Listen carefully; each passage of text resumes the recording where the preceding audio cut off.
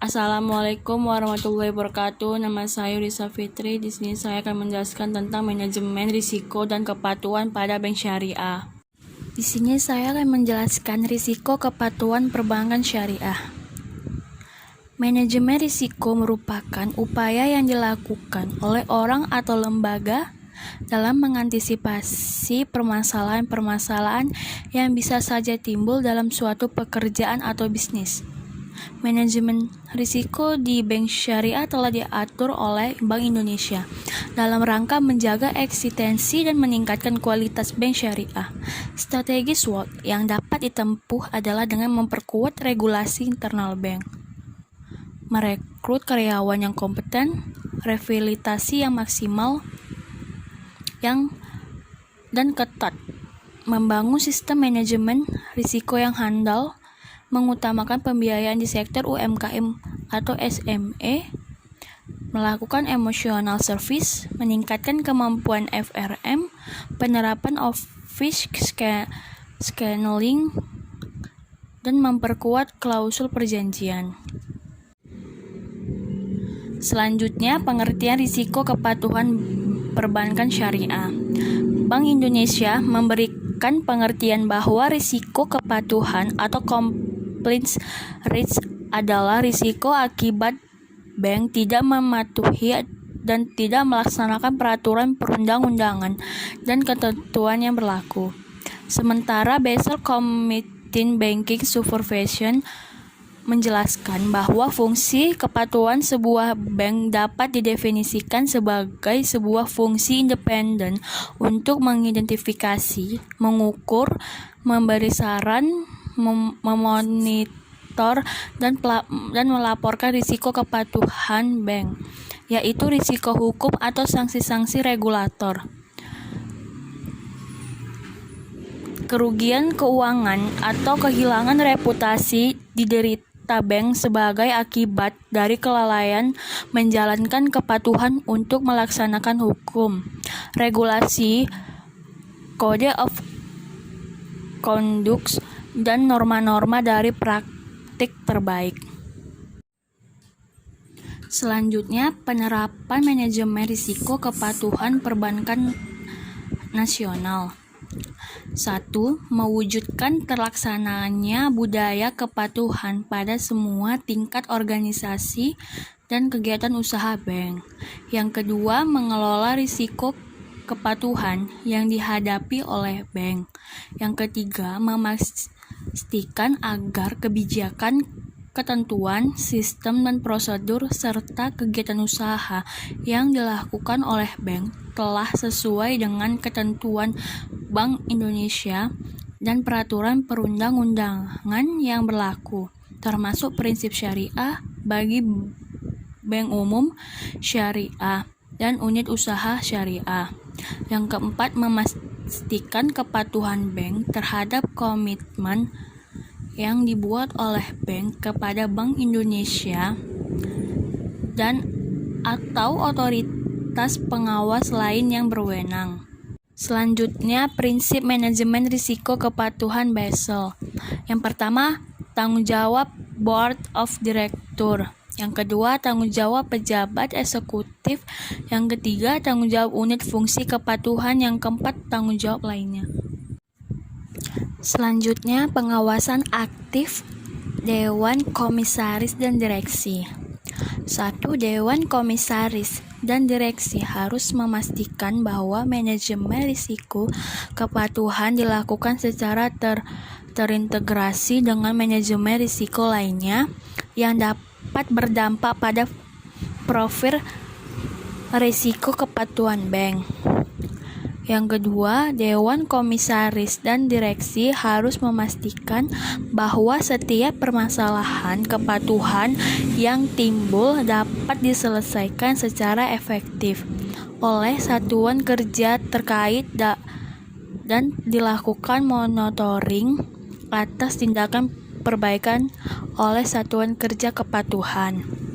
Yang ketiga, direktur yang membawakan fungsi kepatuhan memiliki peranan penting dalam manajemen risiko kepatuhan dengan tanggung jawab dengan tanggung jawab paling kurang, meliputi berbagai hal. Selanjutnya, organisasi manajemen risiko kepatuhan. 1. Bank harus memiliki fungsi manajemen risiko kepatuhan yang memadai dengan wewenang dan tanggung jawab yang jelas untuk masing-masing satuan atau unit kerja yang melaksanakan fungsi manajemen risiko kepatuhan. Yang kedua, Bank Syariah harus memiliki satuan kerja kepatuhan yang independen yang harus memiliki tugas, kewenangan, dan tanggung jawab sebagaimana diatur dalam ketentuan yang fungsi kepatuhan memiliki banyak tugas, maka dari itu tugas-tugas itu harus dikerjakan. Selanjutnya, organisasi manajemen risiko kepatuhan. 1. Bank harus memiliki fungsi manajemen risiko kepatuhan yang memadai dengan wewenang dan tanggung jawab yang jelas untuk masing-masing satuan atau unit kerja yang melaksanakan fungsi manajemen risiko kepatuhan. Yang kedua, Bank Syariah harus memiliki satuan kerja kepatuhan yang independen yang harus memiliki tugas, kewenangan, dan tanggung jawab sebagaimana diatur dalam ketentuan yang fungsi kepatuhan memiliki banyak tugas, maka dari itu tugas-tugas itu harus dikerjakan. Selanjutnya, penerapan manajemen risiko. Risiko yang disebabkan oleh tidak dipatuhinya ketentuan-ketentuan yang ada, baik ketentuan internal maupun eksternal seperti berikut. 1. Ketentuan giro wajib minimum net open position, non-performing financing, dan batas maksimum pemberian pembiayaan. Yang kedua, ketentuan dalam menyediakan produk. Yang ketiga, ketentuan dalam memberian pembiayaan. Yang keempat, ketentuan dalam pelaporan, baik laporan internal, laporan kepada Bank Indonesia, maupun laporan kepada pihak ketiga lainnya. Yang kelima, ketentuan perpajakan. Yang keenam, ketentuan dalam akad kontrak. Yang ketujuh, fatwa Dewan Syariah Nasional. Selanjutnya, risiko kepatuhan ini dapat bersumber dari perilaku hukum berupa perilaku aktivitas bank yang menyimpang atau melanggar peraturan atau ketentuan perundang-undangan yang berlaku. Risiko kepatuhan bertujuan untuk menentukan tingkat dan kecenderungan risiko kepatuhan atau PBI nomor 5 atau 8 PBI 2003. Tidak hanya untuk risiko juga memiliki fungsi. Fungsi kepatuhan tersebut ialah serangkaian tindakan publik atau langkah-langkah yang bersifat preventif untuk memastikan bahwa kebijakan, ketentuan, sistem, dan prosedur serta kegiatan usaha yang dilakukan oleh bank sesuai dengan ketentuan Bank Indonesia dan peraturan perundang-undangan yang berlaku, termasuk sesuai dengan prinsip syariah.